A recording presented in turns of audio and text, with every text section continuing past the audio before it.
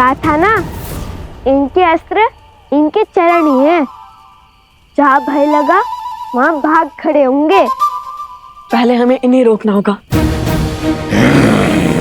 अन्यथा हमारे जाते ही ये आसपास के अन्य गांवों पर आक्रमण कर देंगे। क्या करे भैया, यदि ये असुर होते तो लक्ष्मण रेखा खींचकर इन्हें सीमा में बांध देते, किंतु ये तो असुर भी नहीं है। तुम सदा अनजाने में ही उचित युक्ति सुझाते हो कुछ। असुर नहीं तो क्या हुआ, हम इनके आसपास एक अभिमंत्रित रेखा तो खींच ही सकते हैं ना। जो अशुद्ध होते हैं उन्हें सदा शुद्धता से, पवित्रता से संकट होता है।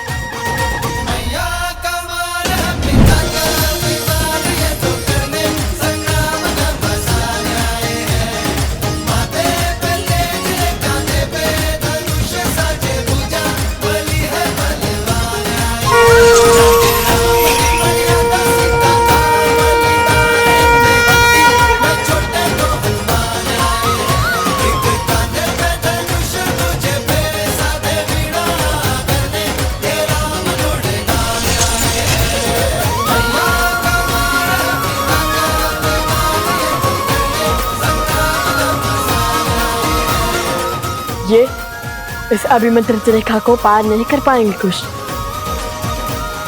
आप सब शीघ्र जाइए। सोमकरण, कुश, चलो।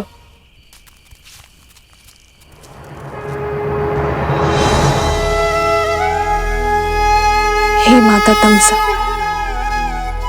आप सब नदियां, बहनें हैं इस भूमि पर हर और उपस्थित हैं। मेरी आपसे विनती है माता, मेरे पुत्रों का मार्गदर्शन करने में, रक्षण करने में उनका सहायक बनिए। उनके प्रभु पर उनकी अटूट श्रद्धा को बनाए रखने में सहायता कीजिए माता।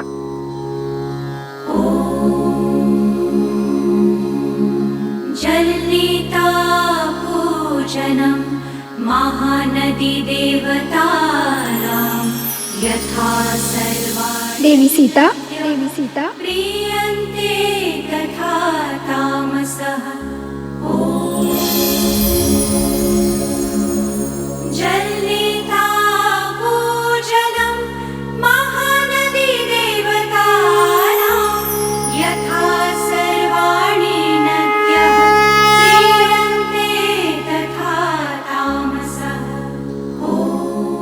भूमि की हर नदी जानती है कि आप भूमि देवी की पुत्री सीता भूमिजा हैं और आपकी संतानों की सुरक्षा हमारा दायित्व है।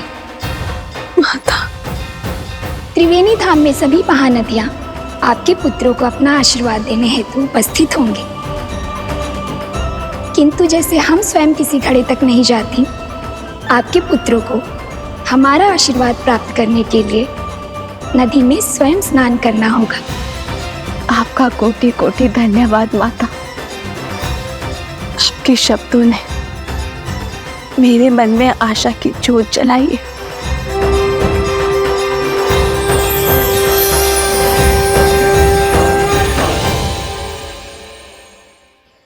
अतिशीघ्र चलो, यह अश्व तो पर्वत की ओर जा रहा है। यहां हम अश्व की क्या स्वयं की भी रक्षा नहीं कर पाएंगे। चलो शीघ्र चलो।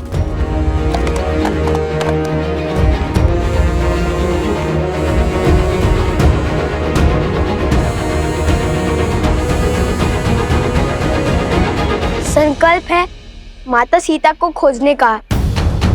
महत्वाकांक्षा है यज्ञ के अश्वों को बांधने की। प्रवास है स्वर्ण के कमल लाने के लिए। सज है इनकी रक्षा करने के लिए।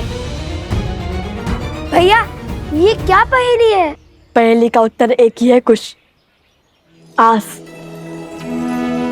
और यदि भगवान वाल्मीकि ने यह आदेश दिया है तो अवश्य ही हमारे सारे कार्य एक स्थल पर जाके जुड़ते होंगे।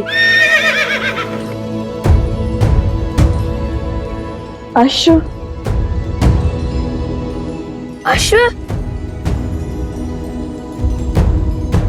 इसके ऊपर तो छत्र है, कहीं ये अश्वमेध का अश्व है।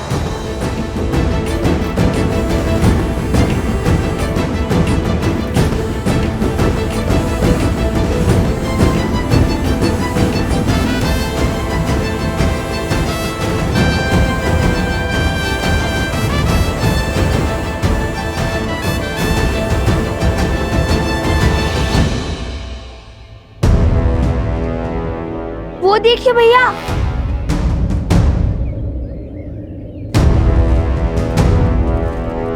राक्षस लगते हैं, अश्व के लिए आए हैं। चलाइए तीर और कर दीजिए इन्हें परास्त।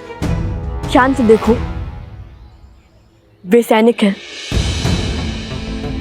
और हम सैनिकों पर आक्रमण नहीं कर सकते, किंतु अश्व के लिए केवल इतने सैनिक।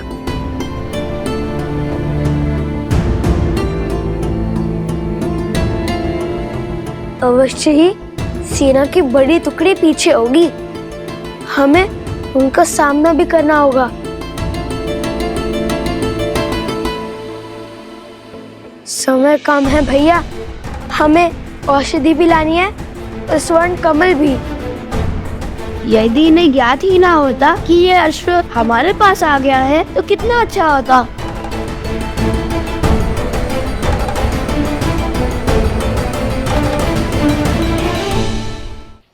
कुश, सोम, आसपास के गांव से एक अश्व लाओ। हम उस अश्व को इससे बदल देंगे और जब तक वो हमारे ये भेंट जानेंगे तब तक यज्ञ का अश्व हम ले जाएंगे। उचित है, आप यही अश्व पर दृष्टि रखिए, हम जाकर अभी अश्व को लाते हैं। मुझे तो अश्व से बात करना भी आता है, वो मेरी बात यूं मान जाएगा। अश्व मिल गया, अब चलकर श्री राम से प्रश्न करेंगे। लक्ष्मण, संसार को कालांतर तक गौ पूजा स्मरण रखनी चाहिए। वेदों में भी गौ सेवा को सबसे पवित्र माना गया है। गौ के चरणों में तो देवता भी निवास करते हैं। और जिस प्रेम से गौ अपने शिशु का पालन करती है, उसी प्रेम से संसार को भी पालती है। गौ केवल एक पशु नहीं, वो हमारे लिए माता समान है, जो निस्वार्थ अपने दूध से संसार का पोषण करती है। जिस स्थान पर गौ का सम्मान होता है, वो स्थान कभी निर्धन या भूखा नहीं रहता।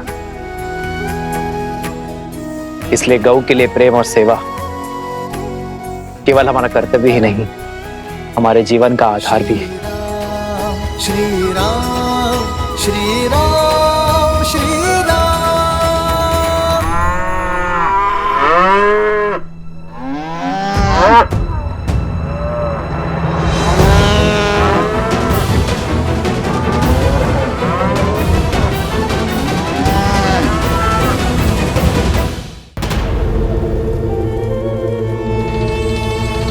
महाराज,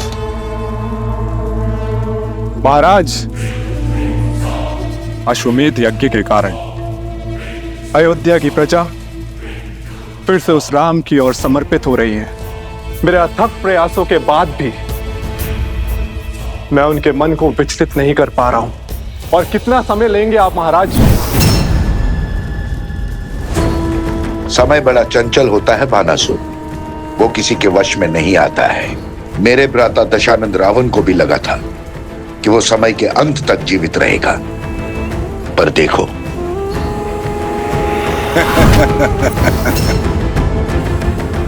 मैं उन बालकों के मन में एक बीज बो चुका हूं, एक सोच कि संसार में ऐसे भी पिता है जो अपने बालकों की सहायता के लिए कभी नहीं आए।